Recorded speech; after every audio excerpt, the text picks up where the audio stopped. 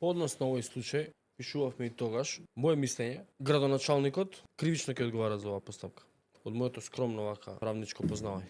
Директорката на училиштето во Демир Хисар е поставена со одлука на Министерството за образование. Министерството за образование, кога ја поставило директорката за директорка, ја има превземено и можноста и обврската да ја разреши ако треба. Не може да ја разрешува градоначалникот или советот на општина. Тоа е спротивно на закон. Тоа е злоупотреба на службена положба и овластување. Во случајот со директорката во училиштето во Демир Хисар, таа е поставена, има можност Министерството да постави директор. И оваа директорка е поставена со одлука на Министерството за образование. Актот за разрешување подпишан од градоначалникот е ништовен, така да не постои, тој не би требало да има правна сила. По основ на боледувањето, законот предвидува и гарантира дека ако работник е на боледување, не може да добие отказ. И по таа основа ќе одговара.